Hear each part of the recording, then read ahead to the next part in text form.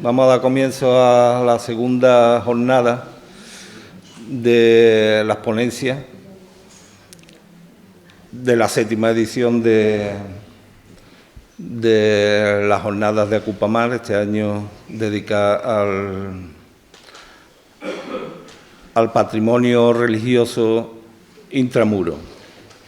Es una ponencia que estaba programada para el jueves pasado, pero bueno, como todos sabemos, por las inclemencias del tiempo, tuvimos que posponerla y Juan Luis muy generosamente pues se ofreció para el martes, hoy, de poder venir y darnos su ponencia.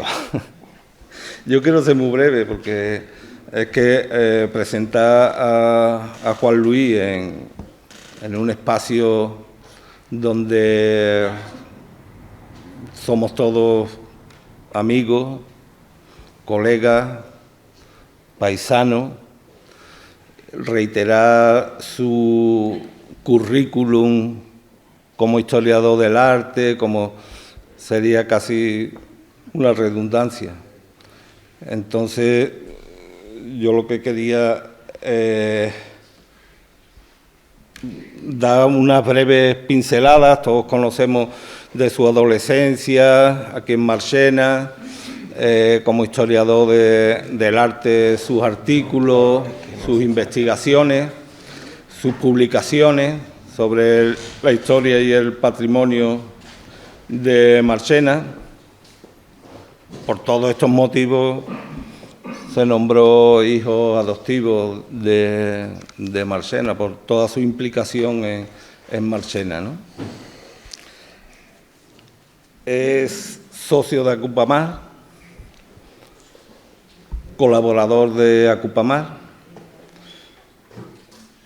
y asesor en algunas de las jornadas.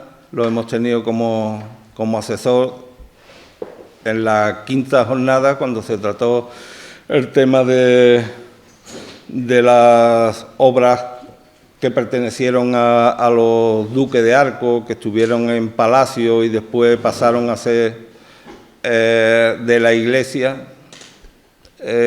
Juan Luis nos estuvo asesorando para reunir todas esas piezas que después estuvieron en la exposición de Santa María la Chica. Así que, como todos conocemos a Juan Luis, tampoco me quería extender mucho, sí decir que Juan Luis es una persona, todos lo conocemos, generosa, muy bondadosa, y sobre todo yo quería destacar una virtud suya, que para mí es así, que yo pienso que es la virtud más grande, porque es la que quizás hace grande a las personas, no más que importante, y es su humildad. Y viene su exposición, nos va a hablar de una colección quizá poco conocida, poco difundida, que reúne la María de Guadalupe y Lancaster, duquesa de Aveiro. A lo largo de toda su vida va reuniendo una serie es una colección muy variada. Lo mismo, hay pinturas, hay grabados, hay manuscritos, hay reliquias. Todo esto lo va reuniendo a lo largo de su vida. Esta mujer, María Guadalupe de Lancaster, es una portuguesa muy culta, que fue la esposa del 6º duque de Arco, Manuel Ponce de León, y a su muerte, a la muerte de Guadalupe, su hijo Joaquín, toda esta colección que tan celosamente había reunido su madre, él la dona al convento de la Purísima Concepción. Hay una donación en 1715. 15, sí. Bueno, llega aquí el 17, bueno, eso es lo mismo.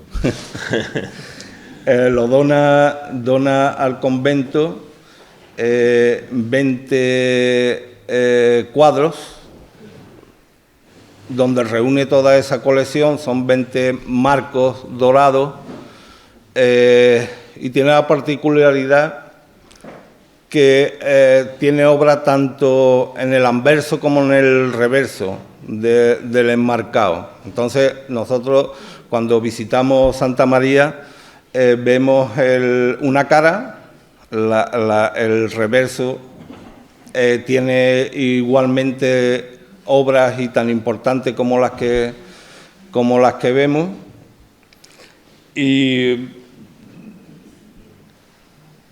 Juan Luis va a hablar en su ponencia como una cápsula en el tiempo, y verdaderamente... Sí, porque nadie la ha abierto en tantos años, nada más que tú un poco. Sí, sí, pero eso quería decir, ¿no? Es que es una cápsula, tú la ves desde un punto de vista, sí, porque es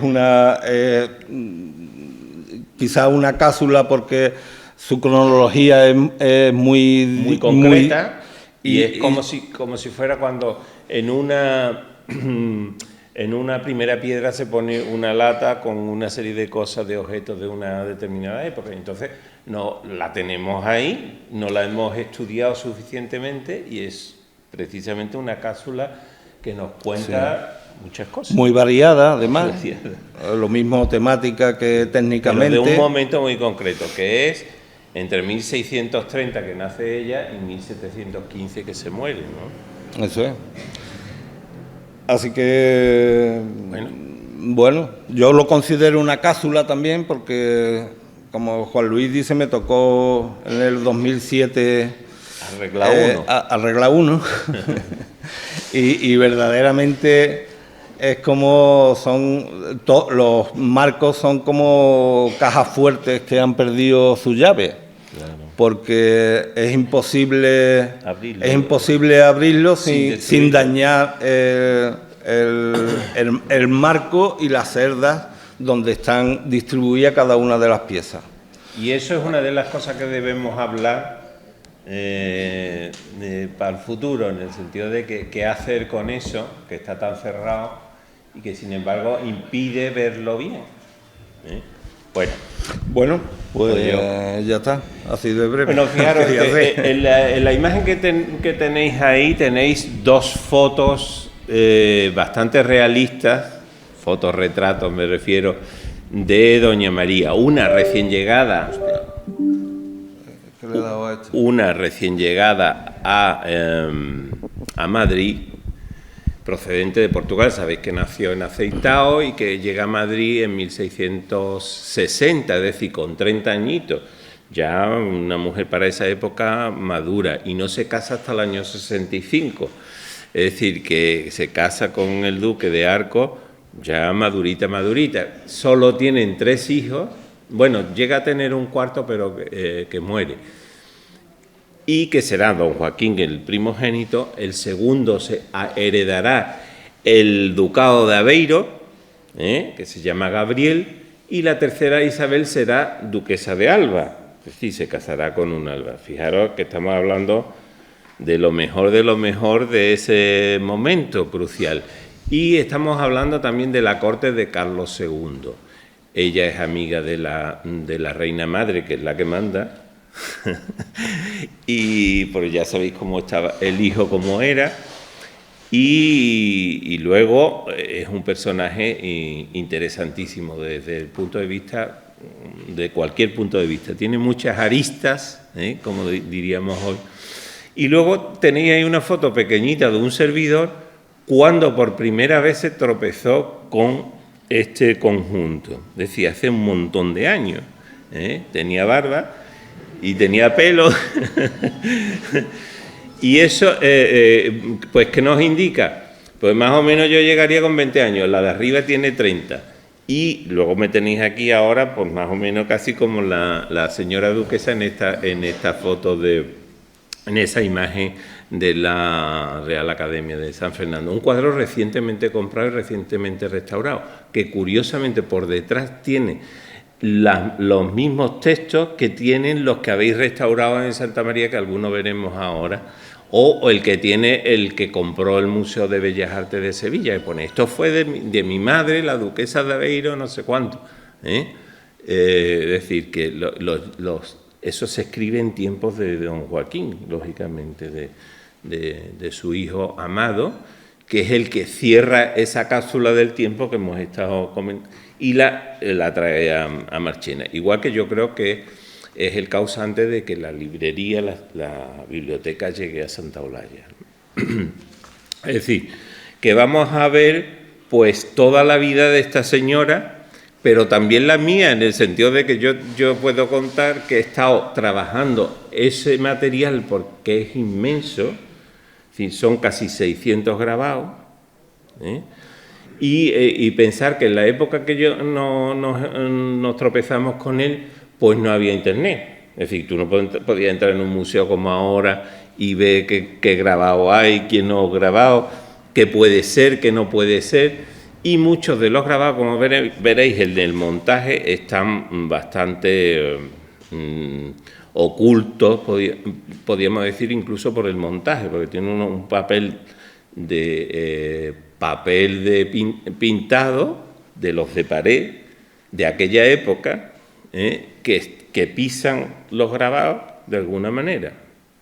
Bueno, ¿quién era esta señora?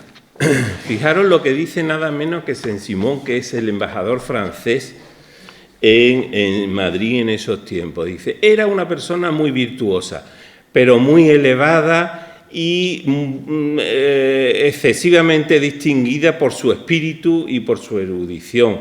Sabía perfectamente historia sagrada, profana, latín, griego, hebreo y casi todas las lenguas vivas. Tened en cuenta que era portuguesa y era bilingüe, su madre era española.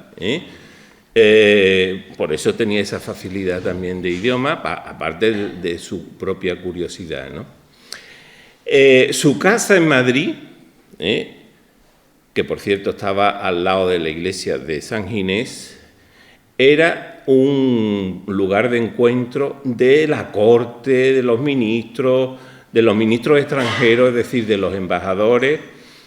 O sea, eso es lo que nos cuenta nada menos que un ilustrado francés que va a ser el embajador.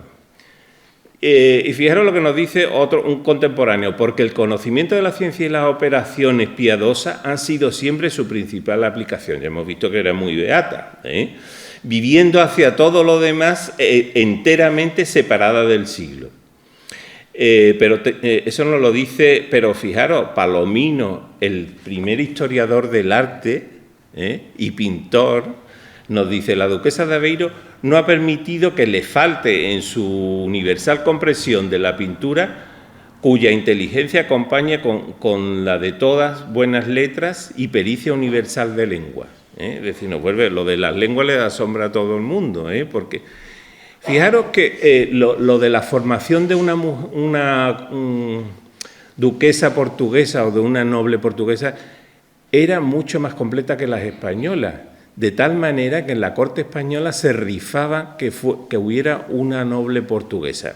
El cuadro de las meninas, menina es una palabra portuguesa, nos está hablando precisamente de ese nivel de atracción que tenía la corte española de querer emular a esas princesas portuguesas. Pero fijaros que no queda ahí, que llega a estos, la influencia y el conocimiento llega nada más y nada menos que hasta la propia América, ¿no? Gracias a una prima de la duquesa de Aveiro, que es la virreina, Sor Juana Inés de la Cruz conoce sus escritos y a través de los misioneros también que ella subvenciona desde su casa de Madrid. Y por eso escribe estas cosas, ¿no? Alto Honor de Portugal, Venus del Mar Lusitano, Gran Minerva de Lisboa, Clara Sibila española, más docta y más elegante que las que en diversas tierras veneraron las edades. El poema es larguísimo, lo que pasa es que yo he escogido cuatro versos y medio, ¿no? Los padres misioneros, aquí no está hablando de esa dedicación que tiene a las misiones, que pregonan vuestras cristianas piedades, publicando como sois, quien con celo infatigable solicita que los triunfos de nuestra fe se dilaten. Es decir, que es la que está haciendo que se dilaten los triunfos de nuestra fe, ¿no? Única maravilla de nuestro siglo, claro honor de las mujeres y de los hombres, docto ultraje. Toma ya.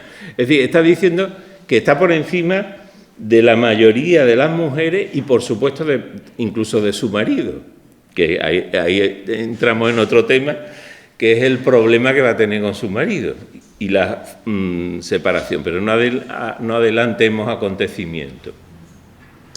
Bueno, fijaros lo que nos dice Isabel Correa en una traducción del Pastor Fido, en 1694, publicada en Ámsterdam. Dice, la excelentísima duquesa de Aveiro, que hoy vive y viva muchos años para ser heroico timbre del sexo. Estamos hablando otra vez de lo excepcional de que en ese sexo haya gente de esta categoría, ¿no?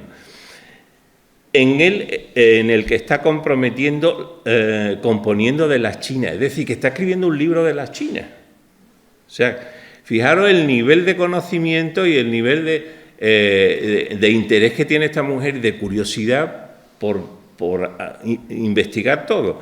Y otras infinitas, tanto veteranas cuanto modernas, en sus memorables escritos. Por cierto, manuscritos tenemos unos cuantos en Santa María, de ellas, aparte de los que hay metidos en la cápsula del tiempo que hemos estado comentando. Fijaros, a la derecha tenemos, bueno, a la derecha sí, a la derecha oeste, tenemos la memoria de los libros que pasaron a Santa Olalla. Son más de 4.374 que fueron censurados y algunos retirados porque eran heterodoxos, el índice no los dejó pasar. Y luego, fijaros lo que tenéis aquí, que era un grabado que yo no encontraba solución. ¿De dónde? ¿Qué hace este grabado aquí, recortado y demás? Y luego me he enterado, pues gracias a Internet, porque esto es una cosa muy reciente que lo he localizado, que pertenece a un libro que se llama La Biblioteca Simbólica Eclesial, publicado en Ginebra en una editorial calvinista, la que le escribe los libros a Calvino y a, ¿cómo se llama el otro? El Melastón, ¿no? Es decir, o sea que fijaros qué curioso lo que tenía esta mujer en sus manos, ¿no? Es decir, una cosa que es llamativa.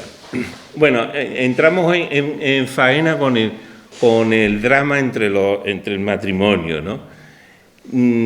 Ella quiere conseguir el ducado de Aveiro. Sabéis que se ha venido desde Portugal porque la monarquía ha cambiado, o sea, ha habido una revolución en Portugal y el monarca es un Braganza y se ha separado de España. Entonces, o te quedas allí y aceptas eso, o te vienes a Madrid a rendirle pleitesía. Y su familia opta por venirse a Madrid.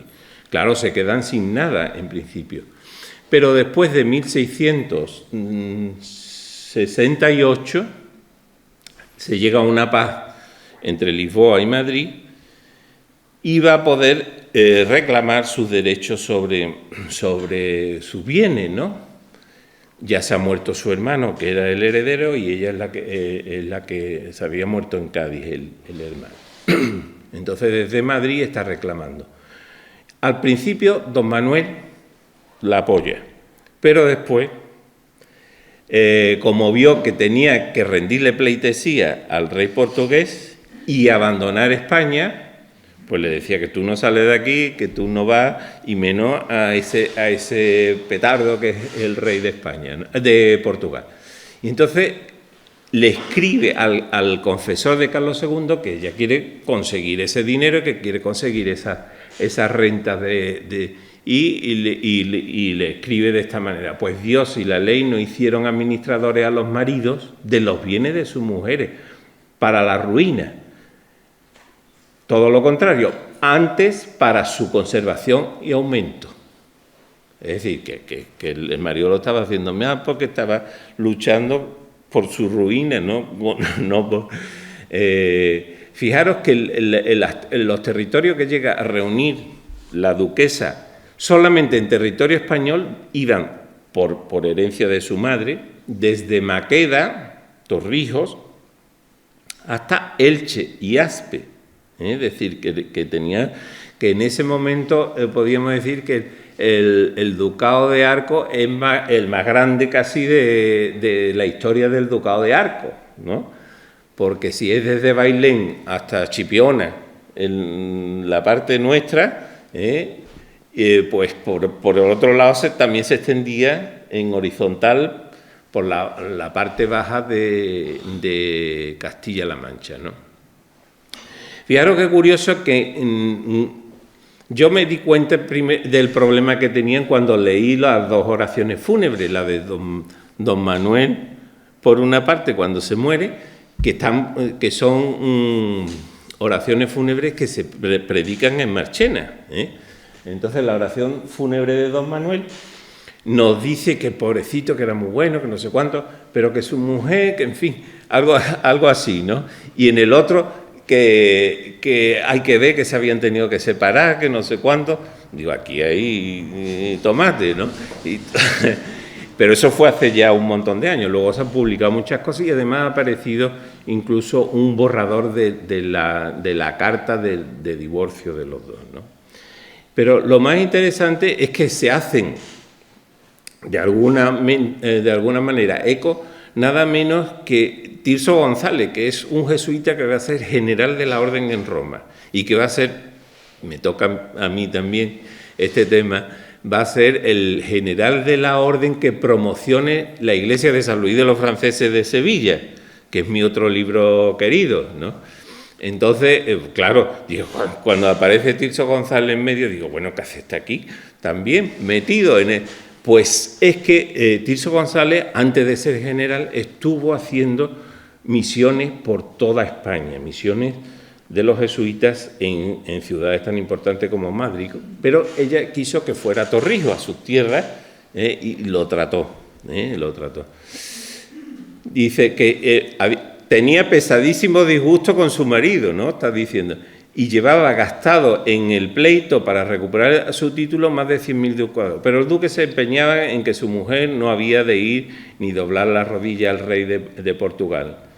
En octubre de 1679 el duque comenzó a evitar que obtuviese su título.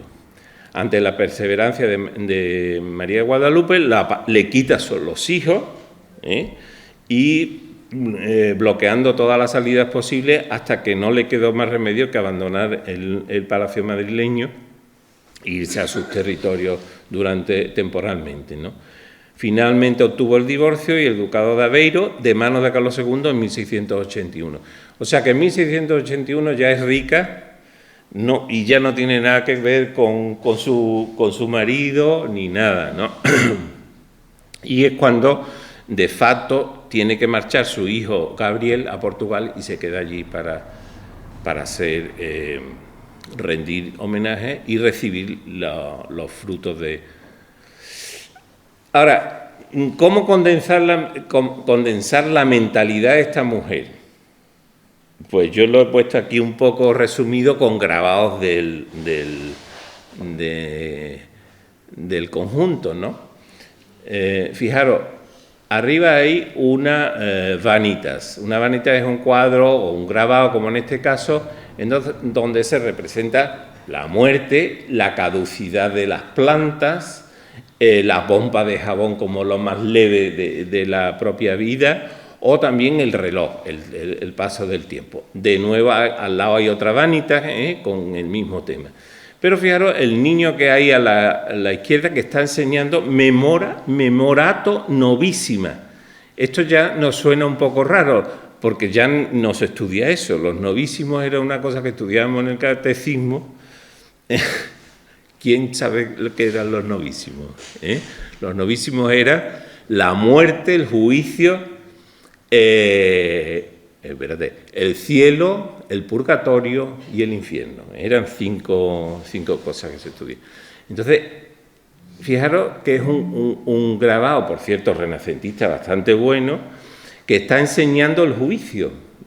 Y eso es un poco las postrimerías que también se están pintando en el Hospital de la Caridad. El juicio por un lado y la muerte por otro, etcétera. Pues se llama postrimería o también los novísimos. Y fijaros, incluso un texto de ella, recortado de una de los textos que muchas veces escribe por detrás de los grabados. El tiempo que vuela, el amor propio que lo impide o que quiere que siga viviendo, ¿no? Y una alegoría del tiempo que tenéis ahí de un grabado de 1570 y tanto. Y a la derecha, de nuevo, acuérdate de los novísimos, es decir, que tú tienes que ser un hombre que esté pendiente de esas cosas que te van a pasar después de la muerte. Es decir, son los eventos que van a venir de la muerte. No hay otra cosa, Por tanto, su colección es reflejo de una mentalidad, de una cultura y de una época. Y eso es lo que vamos a ver en este momento, ¿no? Y además una cosa muy miscelánea, porque tenemos desde un icono hasta una pintura china, una caligrafía china, un niño Jesús y una colección de reliquias, que son unas veces tierra de alguna sepultura, otras veces es una corona de espinas que usaba un santo varón, o el capillo de San Bruno. Se supone que San Bruno, el fundador de los... Y eso lo tenéis allí, Estos son de las fotos que hicisteis el otro día, porque la mayoría de las que traigo son hechas ya en el año 86, que me subí a un andamio y pude bajar todo.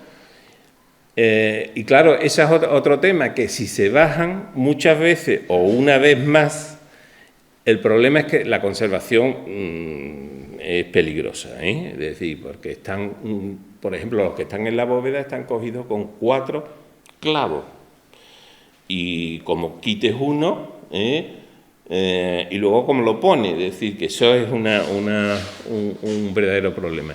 Y fijaros, incluso qué cosas tan raras guardaba esta señora, que esto es papel recortado, finamente recortado, con un anagrama de María en un corazón, ¿no?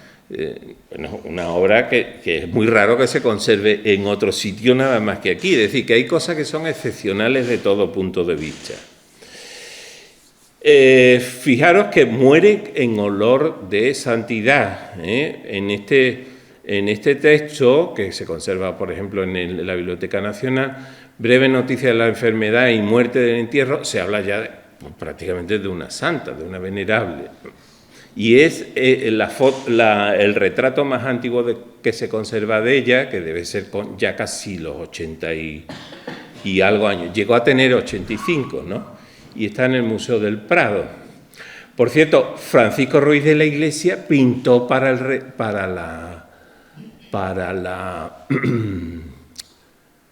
San Pedro de Marchena, es decir, para Santo Domingo.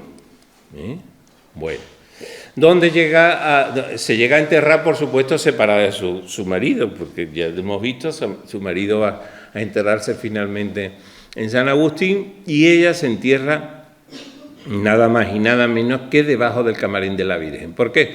Pues porque dio más de 6.000 ducados para que se iniciara la construcción y con derecho a enterrarse en la parte. Es decir, que ya está enterrada, no sé si se ve o no. Se ve aquí, más o menos. Es decir, justamente debajo de donde está la propia Virgen, ¿no? Bueno. Fijaros también, qué curioso, que tiene un gusto un poco arcaico desde el punto de vista artístico, a pesar de que, sin embargo, en el camarín de la Virgen yo creo que promovió la presencia de Luca Giordano, el mejor pintor italiano que ha venido nunca a España a pintar, y sobre todo a la Casa Real, ¿no?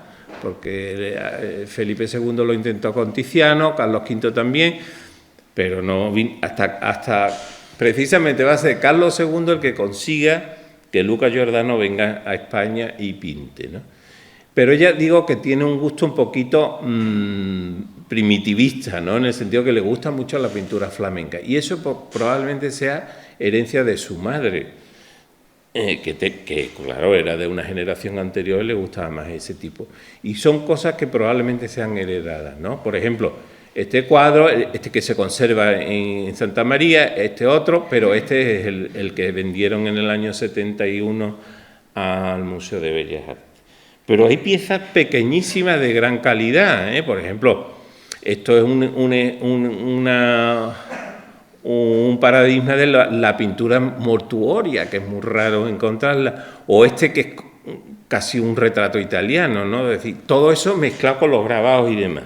Yo lo voy a ordenar de alguna manera para que lo veáis de una manera más lógica, porque como os enseñe uno a uno, os vuelvo loco, ¿no? Entonces, este es el famoso cuadro que se vende en los años 70. Yo me acuerdo que cuando vivíamos aquí, pues mi madre tenía que ayudar también a las monjas porque no tenían para comer nada y que se reunían, pues, esta Emilia Naranjo, la madre de Ildefonso Arcenegui, unas cuantas, y tenían que dar dinero, ¿no? Y en un momento dado, pues se vendió este cuadro, que es maravilloso, y que pone por detrás este texto, ¿no? Esta imagen la tenía en su oratorio mi madre, la excelentísima señora doña María Guadalupe Lancastre, etcétera, ¿no? Y luego fijaros cómo llegan a Marchena estos cuadros. Pues hay este documento precisamente en un contador, en un vargueño que conservaban en el salón principal las monjas, y eran papeles de la entrega de estos grabados. Dice, yo había pensado, escribe don Joaquín, enviar allí todas las estampas y pinturas, y a otra iglesia las reliquias que su excelencia tenía, las que traía consigo y las estampas que tenía en los libros por donde rezaba, es decir, que cortaba las estampas y las metía en muchas veces en otros libros, con lo cual hay más lío todavía. Que todo se ha ido poniendo en unos relicarios. Y todo era de la mayor devoción de mi madre, considerando ser ellos delicados y que si no se les trata con gran cuidado, se pueden romper los vidrios y perderse lo que tienen dentro. Mas quiero enviárselos a vosotras, que los tendréis como deben estar. La verdad es que se han conservado, Es decir, en esto no han fallado. Luego quiero que se repartan en el coro, noviciado y enfermería. Yo creo que esto no se llega a llevar así, porque cuando ven que son tan buenos y demás, deciden que en el noviciado y la enfermería peligran. Y yo creo que se colocan todos en la iglesia a partir de ese momento, los que están colocados en la iglesia. Y fijaros cómo se reciben en el inventario de 1716, ya llegan a estar recogidos. Mira, estos son unos que hemos puesto de ejemplo, primero porque están más limpios que el resto, que están arregladitos desde el año 2007, y que nos dan una idea, el delante y por detrás. Y además tienen ahí el Luca Giordano que os decía, ¿no? Probablemente del mismo tiempo en que la misma duquesa está promocionando el camarín de la Virgen de Guadalupe. Y fijaros que tienen grabados por detrás, pero también tienen textos de ellas, de la señora. Y luego finalmente fijaros que se enmarcan en unas yeserías que probablemente sean atribuibles a Nicolás Carretero, autor de los florones de la iglesia en 1751. Bueno, ¿dónde están colocados? Pues mirar, en el coro, incluso por la bóveda, como estábamos comentando, ¿no? Y en la iglesia, en algunos de los lugares de la pared del coro, pero también por encima, que yo tuve que contratar un andamio para poder, y un ardañí que me ayudara a subirlos y bajarlos y demás, ¿no? Eso ya fue en el año 86, cuando me di cuenta que tenía que hacerlo en serio, ¿no? El trabajo. Bueno, fijaros que vamos a ver las joyas. Joyas, por ejemplo, como esta, que está castigada mirando a la pared. Es decir, por lo que ha dicho José María, de que algunas están mirando para la pared. Claro, ellas no sabían el valor que tenían estas piezas y concretamente esta está también conservada, entre otras cosas, porque está mirando a la pared. Es El hijo pródigo de Alberto Durero, 1497, y es una obra maestra del grabado, no solamente de la historia del arte, que también, sino de los grabados más serios. ¿Por qué? Pues porque acaba de venir Durero de conocer a Mantegna, nada menos, en Italia, y a Bellini, uno del norte y el otro del Véneto, también del norte, y tiene la volumetría de la pintura italiana, el sentido de la línea, pero fijaros, acaba de volver a su tierra y descubre el paisaje alemán, ¿no? Entonces es muy interesante porque si lo vemos en detalle, el de la derecha es el Rijksmuseum de Ámsterdam y el de la izquierda es el nuestro, ¿eh? Pero fijaros, si lo tuviéramos limpio y en condiciones, podríamos ver esta maravilla con los pájaros colgados en la techumbre y con los cerdos que con esa cara animalesca que tiene, que son unos jabalí, porque prácticamente son cerdos casi salvajes, ¿eh? ¿Lo veis ahí? Son impresionantes. Bueno, pero hay muchos más, es decir, Durero no solamente ese, sino que tenemos la Virgen con el Niño y Santa Ana de 1501, y fijaros también el efecto negativo que tienen cuando se rompe un cristal, que entra suciedad, que se mancha, etc. Siempre el de la izquierda será... ¿El de la izquierda? No, el de la derecha para vosotros, ¿no? Sí, el de la izquierda es el bueno, el que tenemos, y el de la derecha siempre es del Rijksmuseum o de otros museos importantes, ¿no? Aquí lo tenemos igual, el famoso Adán y Eva de 1504, que ese sí lo veis porque está en la iglesia. Vamos, se ve lejísimos, no se ve en condiciones.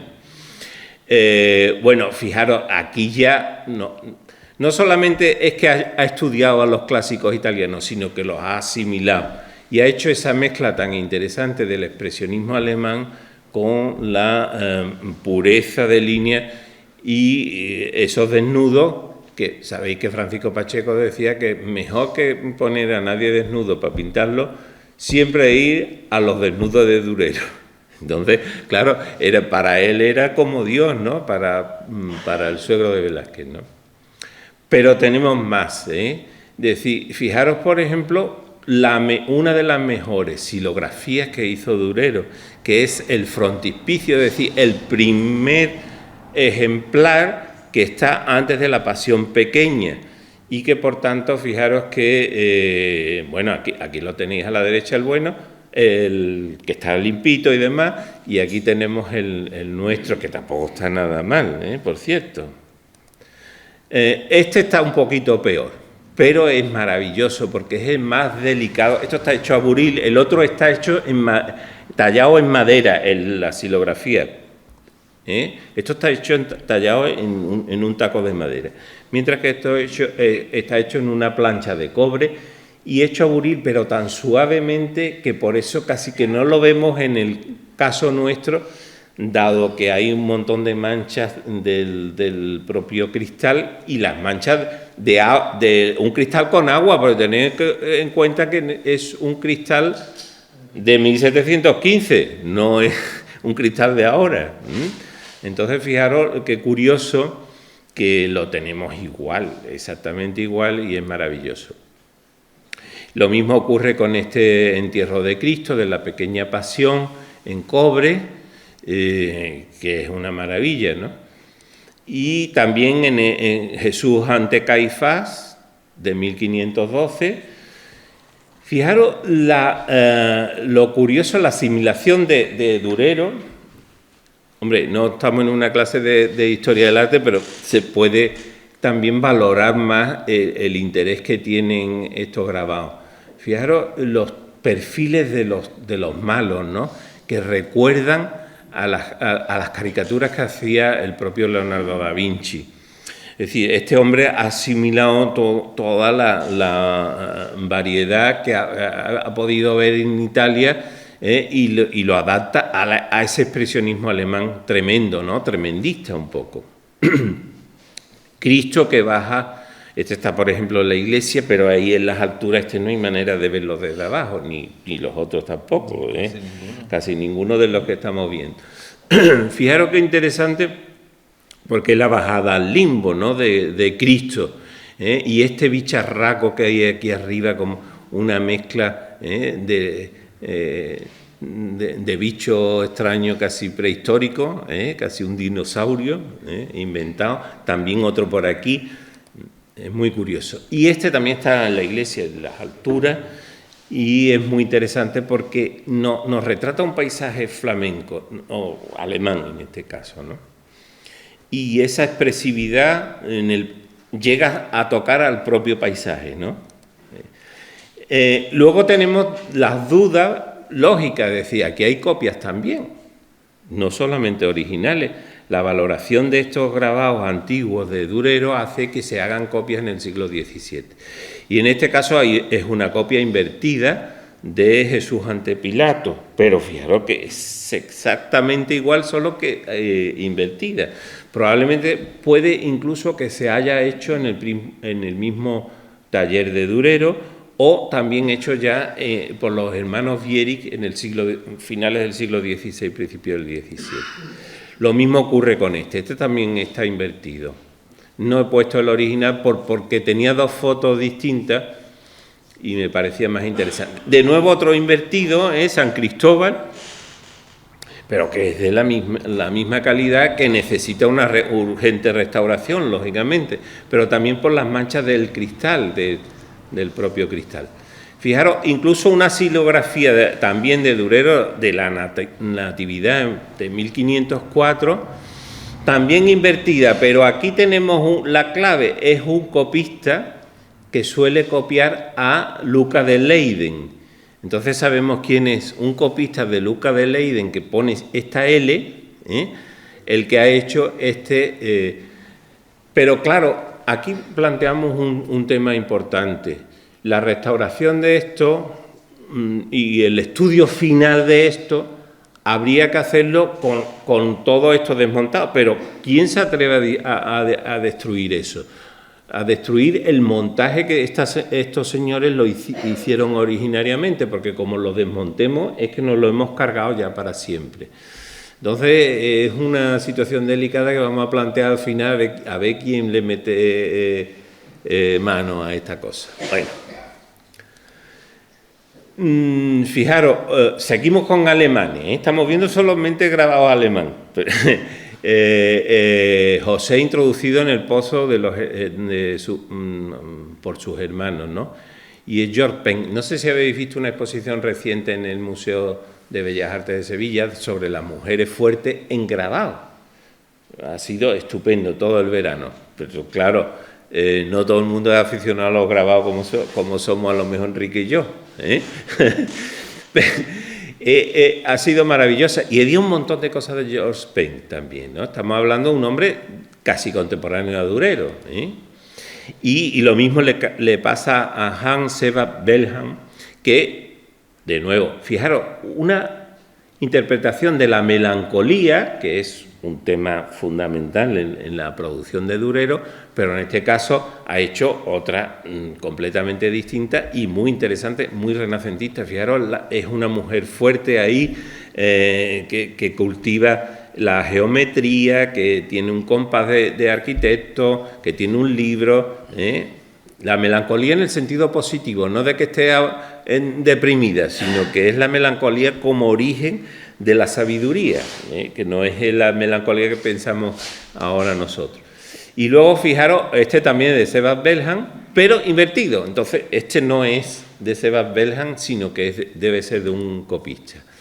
Pero para que veáis que esta mujer tocaba todas las teclas, pues nos encontramos nada menos con un fragmento de una Biblia publicada en Ginebra en 1562, es decir, calvinista, y la tenemos allí, además es precioso porque es el templo de Salomón en el desierto, es decir, el tabernáculo, tal como se montaba con la organización que tenía, y las distintas tribus de Israel alrededor. Es una xilografía de la Biblia, ¿no? Bueno, nos vamos, ya hemos dejado Alemania, menos mal, pero ya nos vamos ahora a los Países Bajos, es decir, a Holanda y a Bélgica, y nos encontramos el siglo de oro del grabado, ¿eh? Desde del siglo XVI hasta el XVII van a ser los más importantes, ¿no? Pues tenemos la Anunciación de Lucas de Leyden de 1516 perfectamente, ¿eh? Está la del Rijksmuseum, que es muy suavita, no tiene esa negrura que tienen otras, pero la nuestra llena de manchitas y demás, pero preciosa también. O de Lucas de Leyden tenemos también el Caín y Abel. Él le tenía bastante interés por representar el odio, ¿no? El odio malo, ¿no? Bueno, fijaros que también de Lucas de Leyden tenemos este preciosísimo descendimiento roto de usado, ¿eh? Es decir, que este seguramente lo ha manoseado ella y lo ha destrozado de rezarle y demás. Es decir, que no son estampas de colección, sino estampas de devoción en el fondo, ¿no? Pero de este nivel, porque una mujer tan culta y demás no podía tener cualquier cosa. Bueno, sabéis que los creadores del paisaje como tema independiente son precisamente los flamencos, los holandeses, y nos vamos a encontrar pues con un paisaje de un poblado, porque hay un libro entero de Klaas Hans Visser, que son regiones y pueblos del Ducado de Brabante. Brabante, para que nos hagamos una idea, hoy está en parte en Francia, pero otra parte está en los Países Bajos. Por ejemplo, Bois-le-Duc, Roquevalduque, que tenéis ahora en restauración, la Virgen de Roquevalduque, pues venía de Brabante, ¿no? Bueno, pues tenemos un retrato de un pueblo de Brabante, ¿eh? Y aquí tenemos otra manera de representar los paisajes, que esto era muy frecuente, podríamos decir, en las colecciones sevillanas, que hubiera un paisaje con tema bíblico, porque era una manera de tener paisajes a lo mejor en las zonas más agradables, pero que de alguna manera con la bendición de que era un tema religioso, ¿no? Y aquí estamos encontrando a Tobías y el ángel, o esto que es el descanso y la consolación de Agar, la madre de Ismael, el origen de todos los problemas, ¿no? Los musulmanes, según la Biblia, ¿no? El enfrentamiento con los ismaelitas. Bueno, como sabéis, eso no es así, pero bueno, es lo que es. Pero fijaros qué dramatismo tiene ese paisaje y qué belleza, ¿no? Pues los pintores sevillanos, cuando pintan, copian ese tipo de grabado flamenco, porque los paisajes que hace Murillo, Iriarte y demás, no son paisajes andaluces, son paisajes flamencos, ¿no? Bueno, el grabado contrarreformista. Claro, si están en fricción entre Holanda y Flandes española y Holanda protestante, pues el método de propaganda va a ser precisamente el uso de los grabados para defender el dogma católico, y se van a instalar en Amberes pues las grandes imprentas de los jesuitas, por ejemplo, ¿no? Entonces, aquí estamos viendo un ejemplo, uno precioso. Este está suelto, este está en la biblioteca, este no está metido en los marcos, sino es probablemente de esos sueltos que han quedado o de que las monjas los han cortado en un determinado momento. Bueno, este sí está de los nuestros, y representa nada menos que una anunciación, pero fijaros la importancia que le da a la arquitectura, y eso va a influir en la arquitectura de los retablos españoles también de la época. Este, por ejemplo, de la derecha es holandés, el diseñador y también el grabador, ¿no? Son holandeses, también llega algún grabado holandés en este caso. Pero la máquina que organizan los jesuitas de propaganda será dirigida por los hermanos Vierix, que hacen multitud de grabados, y además nuestra duquesa va a ser muy aficionada a este tipo de grabados.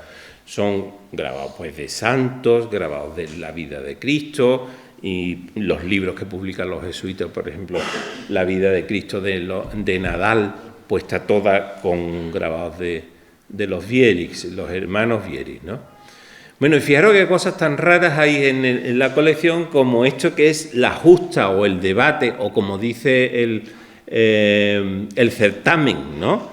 Que es cómo el caballero cristiano se tiene que defender de los problemas que va a tener en la vida, ¿no? Aquí lo tenemos en grande y hecho por Hieronymus Vierix, y esto está concentrado, las mismas figuras y todo, y lo tenemos también en nuestra colección. La cruz como símbolo de Cristo, también de los Vieri, es decir, fijaros la cantidad de elementos impactantes que hacen los Vieri para contrarrestar el protestantismo que está a unos kilómetros de Amberes, ¿no? Entonces, fijaros, por ejemplo, este Cristo sobre un corazón. Esto es interesante porque cómo de alguna manera, cómo surge la devoción al Sagrado Corazón de Jesús, de María, pues a través de la influencia de los jesuitas con este tipo de grabados. O la devoción a los 7 arcángeles, como estamos viendo en el caso de los Vieri. Tenemos de las dos cosas. Y fijaros, el tema del corazón es muy curioso porque tenemos hasta casi la colección completa, el niño Jesús que se acerca al corazón y pretende coronarlo con el cristianismo, con que el corazón es como el alma cristiana, y entonces de alguna manera que consiga convencerlo y demás. Y el niño entra dentro del corazón, el niño Jesús, y ve que está todo lleno de porquería, empieza a barrerlo, ¿no? Lo estáis viendo, es que esto es como un comio, lo he puesto ordenado, pero esto está repartido por toda la iglesia, ¿no? Y pinta dentro, fijaros qué curioso, el arte allanando el camino y para que entre la felicidad dentro del corazón, y el niño Jesús hablando, y finalmente el niño Jesús entronizado en el corazón. Pero fijaros, el tema del corazón va a estar tan frecuente que también puede ser el marco de un crucificado. Y bueno, el niño, tal como lo estamos viendo nosotros hasta en Semana Santa, llevando la cruz, ¿no? Todo eso viene de los hermanos Vierix. Bueno, y también fijaros qué curioso, como ella es una mujer muy religiosa, pues lo que más devoción tiene es precisamente por las eremitas, las mujeres que se han ido al desierto. Y curiosamente el diseño de esto es de un holandés, nada más que y nada menos que Abraham Bloemaer, es el diseño. Después la primera edición o impresión la hace Adams Borsberg, que es el grabador de Rubens, que es católico, y luego finalmente la segunda, que yo creo que es la que tenemos nosotros, es hecha en París a partir de 1639. Fijaros que esto, cuántas horas le habremos echado a esto, porque al principio no había manera de entrar en las colecciones de grabados. Yo cada vez que iba a un viaje a Madrid o a Amberes o a París o a Roma, pues venía cargado de libros de grabado, que yo no sé lo que voy a hacer con tantos libros de grabado, porque ya nadie quiere libros, ni las bibliotecas. Bueno, fijaros, estas son la primera versión, que sí es la primera versión, pero lo que nosotros tenemos es igual, solo que copiado en París 40 años después, es muy importante esto porque las estamperías francesas se venden en Madrid, las estampas francesas, y ella debe comprar muchas de estas estampas en Madrid. Bueno, fijaros qué cosas tan raras hacían los pintores flamencos. Es como si estuvieran guisando una sopa de corazones, con la sangre de Cristo. Pues es muy fuerte el tema, ¿no? Es en realidad la fuente de la gracia cuyo origen es precisamente Cristo varón de dolores, que con su sangre purifica a las almas, es decir, a los corazones de las personas que lo escuchan, ¿no? Entonces, es muy bonito el grabado, lo que pasa es que tiene una simbología, estos son alegorías en realidad, no son grabados de devoción. Y claro, ¿quién lo entendía? Gente como ella, porque eso no eran grabados para la plebe, la plebe lo que quería era una virgen, un San José, pero no querían este tipo de cosas tan complejas que estamos viendo. Y fijaros también que tenemos de todo, de toda la serie de flamenca, ¿no? Rafael Sadele, por ejemplo, es el grabado del que está sacado el cuadro que tenemos en el ayuntamiento famoso de Cristo en el sepulcro, sacado por Los Ángeles, lo habéis visto más de una vez, ¿no? La primera vez fue en el año 86 que lo sacamos y lo llevamos a San Agustín, luego ya se restauró y está en el ayuntamiento. Bueno, pues está sacado de un grabado de Sadele, es decir, también la importancia de estos grabados para la formación de la propia pintura sevillana y andaluza, ¿no? Bueno, pues fijaros, este lo ha recortado la señora duquesa y lo tenemos también. Pero a ella lo que le gustan, podríamos decir, son los más dolorosos, los más tremendos, ¿no? Por ejemplo, este Cristo con la cruz a cuesta, también de Rafael Sadele, pero el original, el dibujo original es de Peter de White. Fijaros qué curioso, qué expresivo, qué tremendo, ¿no? Pero también hay retratos de personajes importantes de distintas órdenes religiosas y siempre con los Sadele o con Pierre de Jode en este caso. Pero los más bonitos, podríamos decir, o los más buenos de calidad, son precisamente los de mayor tamaño, ¿no? Este lo tenemos en el que tú restauraste. Lamentación sobre el Cristo muerto, sostenido por ángeles, que posiblemente sea de Peter de Jode, porque fijaros que el Cristo tiene la misma composición y en un sitio que en el otro. No he encontrado exactamente el original, pero bueno, ya lo encontraré algún día. Y fijaros qué curioso también que tenemos estos que están sacados de cuadros de Rubens y siempre es Wolfsberg el que los imprime, los traduce a plancha de cobre con el buril. Fijaros lo minucioso que es este trabajo, que esto no es una cosa... Bueno, tenemos nada menos que también del discípulo mejor que tuvo nunca Rubens, que es Van Dyck.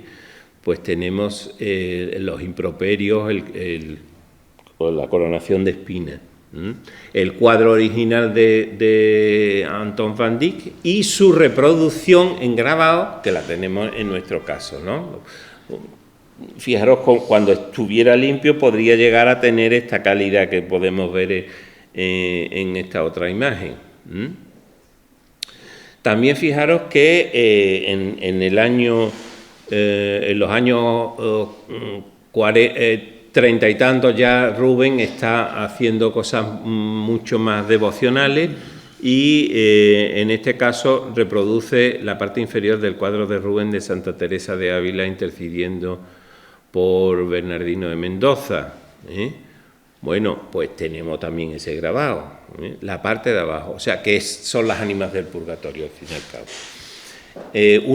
Otro grabado grande es este de Cornelis Gall, grabador, y de Abraham Diepenbeck. Cuando muere Rubens, cuando Van Dyck se ha ido a Londres, pues el que se queda inventando imágenes en Amberes va a ser Abraham van Diepenbacher, que tenemos obras en Sevilla, tenemos en la Catedral, tenemos posiblemente en el Museo de la Diputación también, cuando se abra, cuando lo podamos abrir.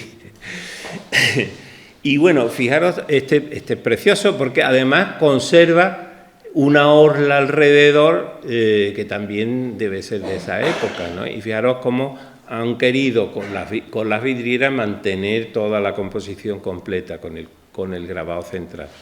Lo mismo ocurre con este otro, que no representa la Asunción de la Virgen, sino en este caso San Joaquín y Santa Ana presentando a la Virgen a la Santísima Trinidad, una composición bastante poco habitual, ¿no? Y la tenemos también ahí. Es decir, que tenemos una colección impresionante, como estáis viendo, y no estamos viendo nada más que un porcentaje muy pequeño. Mirad, Corneli Gal, de nuevo, María como esposa del Espíritu Santo. Esto también debe ser de Corneli Gal, que es el culto a la Eucaristía. Tened en cuenta que Amberes está enfrentado a los holandeses que están a pocos kilómetros y hay que defender la Eucaristía como sea. A ver, que no quiero pasarme mucho de tiempo. El grabado francés a partir del manierismo, pues tenemos completa la colección de los martirios de los apóstoles, incluido la funesta muerte de Judas, con esa expresividad propia de un artista manierista del final del Renacimiento, que por ejemplo hizo un grabado de los, y esto es bueno recordarlo, de los desastres de la guerra, que luego de alguna manera también el propio Goya lo tendrá en cuenta, y es un árbol cargado de muertos, no sé si lo habéis visto alguna vez de Caló, pero buscarlo por ahí porque es impresionante. Y a él le interesa la cosa un poquito gore de los martirios de los apóstoles. Bueno, el frontispicio, estos son grabados de este tamaño, y tenéis en completa la colección. Fijaros, esto es, pone Israel Scudit, es decir, que publica, es el editor, y Jacques Callot es el que hace y graba, las dos cosas lo hace. La muerte de la Virgen María también metida como un apóstol más, el martirio de San Pedro, el martirio de Judas Tadeo, el de Santiago el Menor, de San Simón, San Juan Evangelista, etcétera. No vamos, eso los podéis ver porque están en la altura del coro, casi de la vista, los podéis ver. Bueno, fijaros qué interesante también que en la iglesia aparece de nuevo Jacques Callot con la resurrección de Lázaro y tiene ese aspecto umbroso, un poco, podríamos decir, expresionista de los manieristas franceses. Lo mismo que Jesús y la adúltera, que también lo tenemos el nuestro y un original, y luego tenéis también una cosa muy curiosa que parece un calendario, que es una serie que hizo de todos los santos de los días del año, Jacques Callot, y tenemos el 30 de septiembre con San Jerónimo, doctor de la Iglesia, ¿no? Pero fijaros que con muy pocas líneas te significa la imagen, Y el propio Callot también es muy renovador del grabado porque hace temas civiles, de un campesino con sombrero, por ejemplo, y lo tenemos también. Es decir, ya pasamos a otro autor que es Abraham Bosse, quizá uno de los grabadores franceses más importantes, la Alegoría de la Prudencia, o Simon Bouet, que ya llega al pleno clasicismo francés. Son gente que ha estado con Poussin en Roma y que viene a París y hace un tipo de dibujo muy clasicista. Y, por ejemplo, este no es de Ámsterdam, sino de Nueva York, del Museo del Metropolitan, ¿no? Bueno, y la estampería francesa, que os decía, como difusoras de el grabado flamenco. Este es un grabado flamenco y esta es la versión francesa que tiene la duquesa, ¿no? Chez Landry, es decir, en casa de Landry se vende, ¿no? el cuadro. O estos grabados también de duquesas y de señoras como ella, que son muy religiosas, ¿eh? Entonces ella tiene a gente parecida. Bueno, vamos a pasar a Italia, que fijaros, de nuevo nos encontramos con maravillas como este grabado no es el original de Cherubino Alberti, pero se ha mantenido, es porque está invertido, ¿no? Como hemos visto, pero es de una calidad también excepcional y es un trabajo de primera fila. Originales italianos, pues podemos ver el retrato del Papa español, Alejandro VI, de Marco Antonio Raimondi, que es el grabador de los cuadros de Rafael de Urbino. Pues tenemos uno también. Y de la alegoría de la sagacidad y de la prudencia del cristiano, que puede ser flamenco, pero tiene toda la pinta también de italiano. Cuando llega la máxima calidad del grabado italiano es precisamente con los Carracci, con Agostino, con Ludovico y con Aníbal Carracci. Y tenemos una de las obras maestras que es la Madonna de la Scudella, que lo tenemos ahí representada y lo tenemos en la iglesia precisamente. Y fijaros que se nota por detrás las líneas escritas de la propia duquesa por detrás. Bueno, italianos también son, por ejemplo, de la muerte de la Virgen, de Carlo Sarraceni, pasado al grabado por otros grabadores, y diréis, bueno, ¿y este cuadro, por qué me pones ahí dos cuadros? Bueno, porque Carlo Sarraceni, que es un pintor veneciano, fue llamado a Roma cuando rechazan el famoso Muerte de la Virgen de Caravaggio, nada más y nada menos. Como lo sustituye, se hace más famoso y más divulgado por la Iglesia, el más ortodoxo, que es el de Sarraceni, porque claro, el de Caravaggio es una mujer que decían que era una fulana, que se había recogido en el Tíber y está con la barriga hinchada, que es el de la derecha, y claro, eso fue rechazado por la Iglesia y quitado de en medio, ¿no? Mientras que es una obra maestra impresionante. Bueno, pues tenemos hasta esa historia la tenemos también. Y por supuesto santos de devoción italianos, como es, por ejemplo, en este caso, pues un capuchino, Santa Catalina de Bolonia, aquí tenemos otros parecidos y hechos en la misma casa de grabado de los Rossi. Por cierto, grabadores de arquitectura, los Rossi, que son los que influyen, por ejemplo, en la iglesia de San Luis de los franceses con los grabados que hacen de los templos de Roma. Andrea Bácaro, un napolitano, como Luca Giordano, y del mismo tiempo prácticamente que Luca Giordano. Y Matrimonio místico de Santa Catalina, de Carlo Maratá, también fijaros que está roto el cristal por el centro, y ha entrado algo de suciedad, pero no está demasiado mal. Y está en la iglesia, en las alturas también. Bueno, el famoso cuadro de Luca Giordano, que vino una vez aquí a Marchena, el director del Museo del Prado, Alfonso Pérez Sánchez y Juan Miguel Serrera, y lo identificaron claramente. Pero también tenemos incluso dibujo original español del siglo XVII. Es decir, tenemos un dibujo, no grabado en este caso reproducido, sino un dibujo directo, una Virgen con el niño. Tenemos el San Pedro de José Rivera, que es un grabado sacado del San Pedro de Rivera de Osuna. Tenemos retratos de primera categoría de uno de los mejores grabadores madrileños, Pedro Villafranca, que hace los grabados del Escorial, y muchos más. Es decir, tenemos esto que es de la peste que llega la epidemia o la plaga, mejor dicho, de langosta que llega a Toledo y es salvada milagrosamente. Y luego, un tema muy interesante son las devociones particulares. Los verdaderos retratos de todos los santos, santas, santurritos, todo lo que queráis de la Señora. que tenemos una colección enorme, que yo voy a poner solamente una muestra porque verdadero retrato de Nuestra Señora que se venera en el Hospital Real de Aragón de Madrid.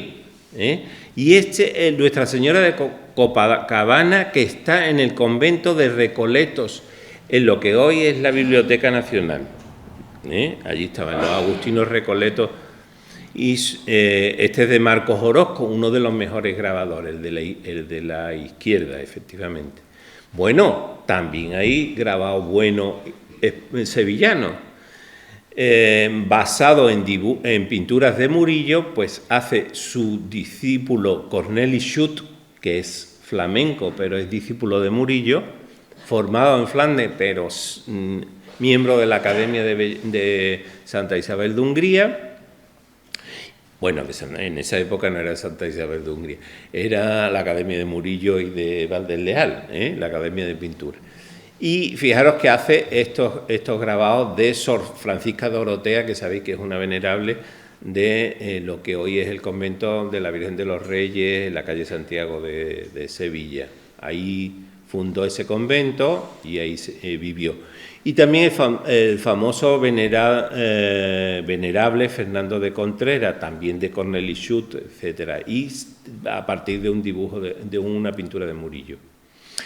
Pero lo más curioso que hay es la cantidad de santos de distintas poblaciones de España, por ejemplo, y de Italia, porque el de la izquierda es de Lucca, el famoso Cristo de Lucca, en el que Pacheco se basó para el tema de los 4 clavos, de crucificar. Y este es de un convento mercedario que todavía hay en Las Rozas, en Las Rozas, pero el Cristo ha desaparecido, pues se ha quemado. Y, por supuesto, está la Virgen de Guadalupe por todas partes. Ya habéis visto que hay cuadros arriba, por delante y por detrás Pero también hay unos grabados preciosos. Por ejemplo, este de Pedro Ángel, de Toledo, hacia 1584-1618, es un grabador que graba incluso los cuadros del Greco. Y este es el que hace este maravilloso grabado, que tiene alrededor escenas de la aparición de la Virgen de Guadalupe, la de Cáceres, no estamos hablando de la de México, ¿no? O esta de la Virgen del Rescate. Me habéis oído hablar alguna vez de la Virgen de Trapani, que tenemos en el convento de San Andrés, otra que hay también en Santa María.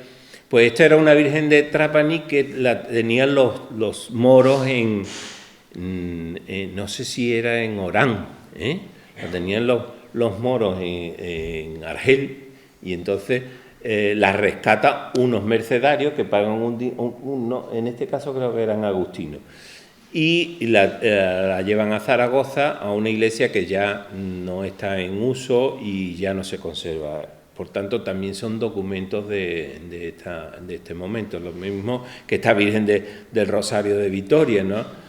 O San Gregorio Taumaturgo, que yo no sabía ni que existía este santo, pero que fue apóstol de Capadocia y obispo.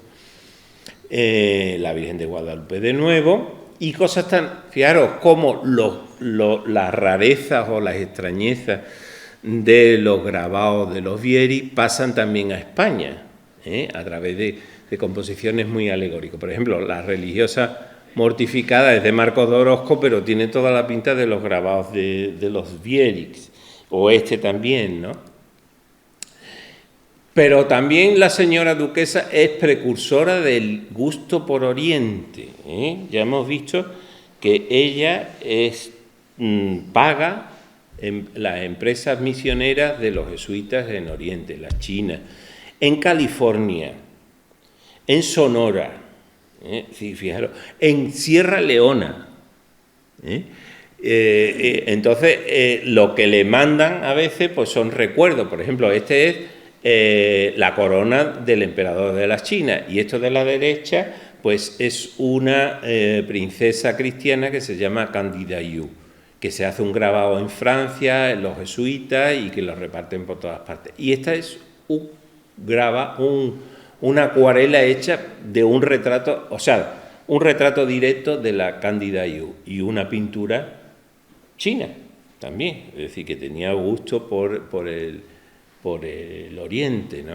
Por cierto, hasta que cuando yo la cogí estaba vuelta del revés, no tenía cristal y estaba negra y hubo que limpiarla para poder hacer esa foto. O esta que es nada menos que la Virgen de Loreto, la consagración en un templo de Colombo, en Sri Lanka o Ceilán, capital Colombo, y que ella escribe al lado lo que era, ¿no? Por si no, no me hubiera enterado. Yo esta Virgen, me parece la Virgen de Loreto, sí, pero... Y como todavía en Sri Lanka hay devoción a este tipo de Virgen católica, ¿no? Estampas de devoción privada. Por supuesto, San Joaquín, si no, no lo hubiera puesto Joaquín a su hijo, ¿no? Santo Tomás también de Aquino. Pero fijaros, de San Joaquín tiene hasta los gozos del patriarca San Joaquín y tienen ahí unas devociones privadas curiosas. Por supuesto, fijaros la tradición del niño con la cruz a cuesta, que los hay desnudos también, pero hecha ya en una estampería francesa, ¿no? Lo que decíamos antes. Bueno, las cosas más raras que os podéis imaginar, ¿dónde las tiene ella? Es decir, por ejemplo, la llaga más oculta de Cristo. Esto aquí hay hermanos de nuestro Padre Jesús. Alguno habrá, ¿no? Bueno, pues la llaga más oculta es precisamente la que se le tuvo que hacer a Cristo en el hombro de llevar la cruz, etcétera, ¿eh? Entonces, eso por lo visto lo vio en una visión San Bernardo y escribió. Y fijaros cómo se inventa un grabado con la llaga de Cristo en ese sitio tan raro, ¿no? O esto que estamos viendo, la medida del pie de Nuestra Señora, porque dejó su huella en la casa de Loreto, ¿no? Bueno, o no, esto es la Virgen del Sagrario de la Catedral de Toledo. Perdón, que es que ya son tantas cosas. Luego, fijaros sus propias devociones, ¿no? Que son siempre la Virgen Dolorosa, la Virgen de Atocha que tenemos ahí, el Cristo crucificado, etcétera.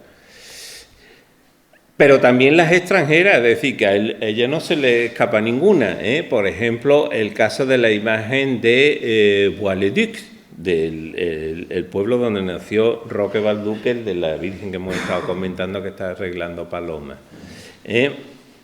Y este es el de Notre Dame de Liesse, que se conserva la iglesia todavía de esta imagen.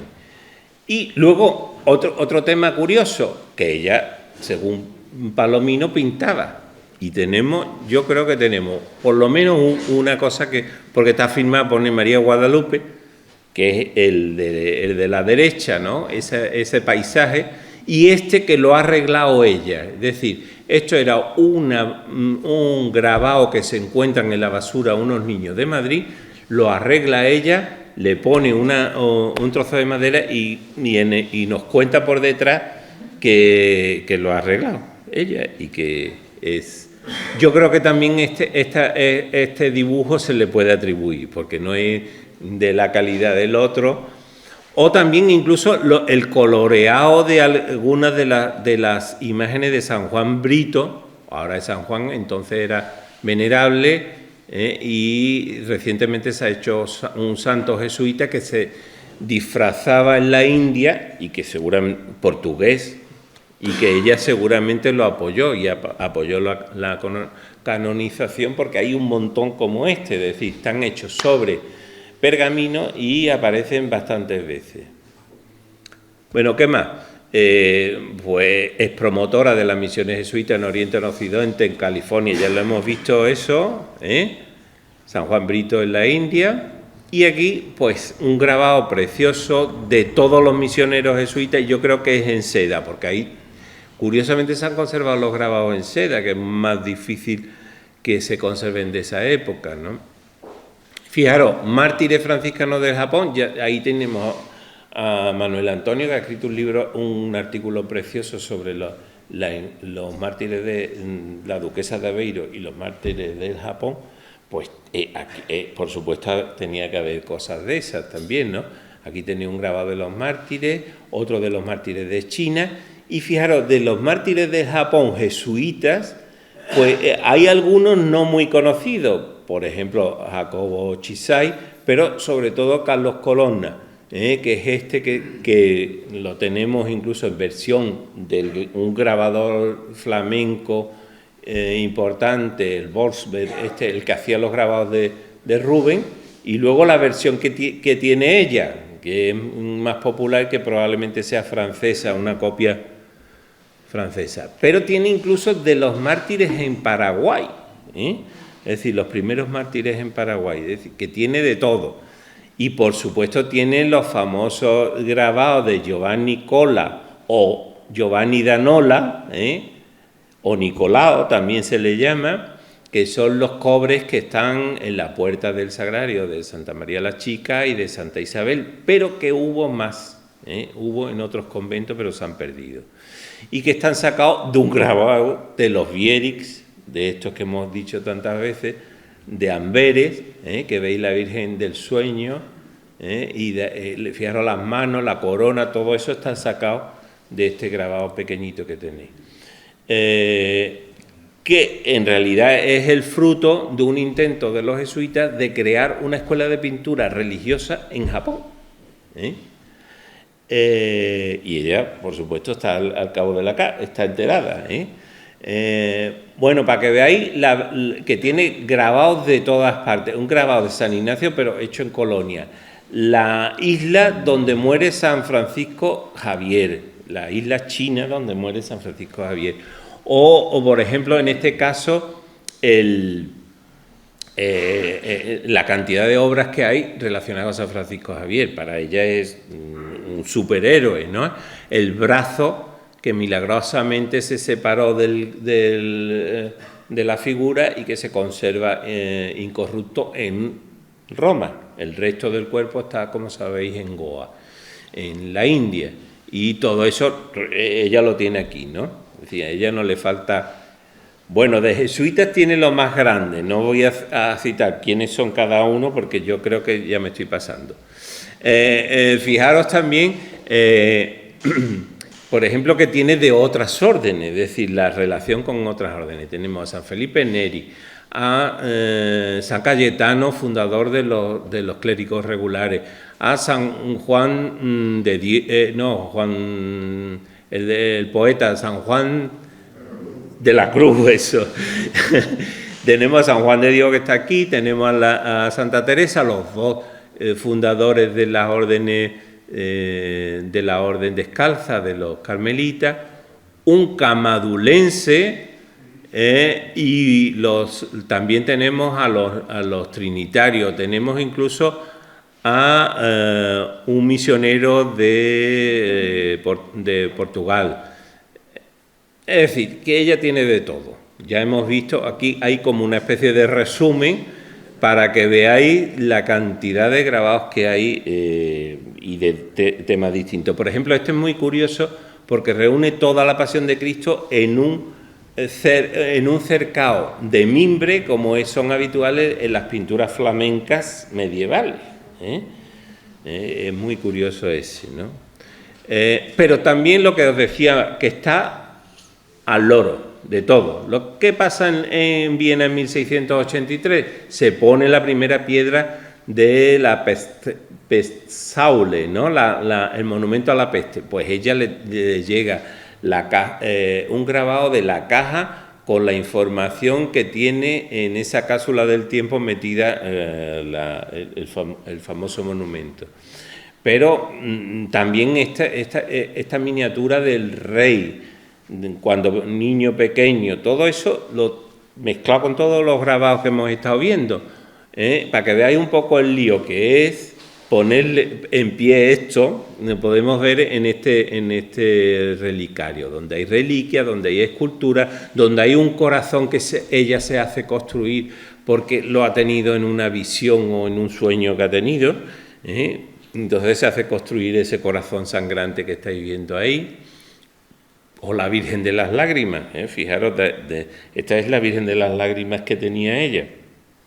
¿Y esto qué son? Pues estos son Agnus Dei traídos de Roma con la bendición papal, etcétera, y que también los tienen. Bueno, en resumen ya.